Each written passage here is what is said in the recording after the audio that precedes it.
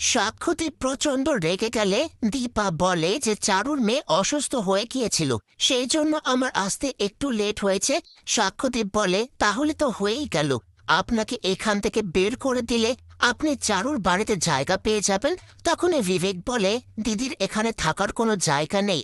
তখনই সাক্ষ্যদীপ বলে যে আপনাদেরও কি আপনাদের চাকরিটা পছন্দ না? তাহলে ঠিক আছে, আপনারা ওনার সঙ্গে চলে যান। তখনই বিবেক আর নন্দা বাধ্য হয়ে দীপাকে ছেড়ে চলে যায়। এইদিকে সূর্য ডক্টরকে জিজ্ঞেস করে যে সোনার এমন কি হয়েছে, হঠাৎ করে ও এমন করে কেন উঠল? ডক্টর বলে এতগুলো বছর পরে ও নিশ্চয়ই কিছু দেখেছে, যার জন্য ওর মধ্যে যে ভয়টা রয়েছে সেটা বেড়ে গেছে। এইদিকে রত্না দীপাকে ফোন করে বলে যে আমি ফোন না করলে একটু ফোন করতে পারিস না? দীপা কথাটা এড়িয়ে গিয়ে বলে যে আমি আজকে প্রচন্ড টায়ার্ড মা, আমি তোমার সঙ্গে কালকে কথা বলি। যে এসে চারু সূর্যকে বলে যে আজকে বাড়িতে আমাদের অলির কয়েকজন বন্ধু আর তার সাথে এসছি এসেছিল রান্না করতে, তো আমাকে বললে না অলির কি সমস্যা হয়, কেন ওর মধ্যে এই প্রবলেমটা রয়ে গেছে।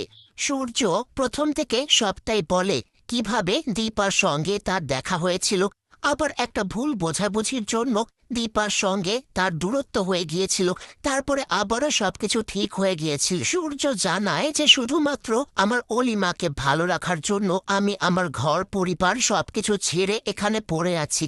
তাহলে এতগুলো বছর পরে কি এমন হয়ে গেল যে অলিমা এরকম রিয়াক্ট করলো?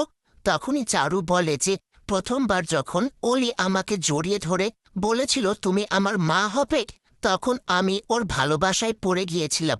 আমার মধ্যে যে মা মা ব্যাপারটা রয়েছে সেটা জেগে গিয়েছিল।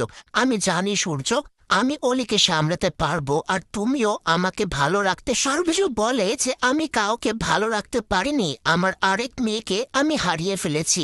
এইদিকে অলিমা ভাবে যে ওর মাই ওর জীবনের সব থেকে বড় শত্রু।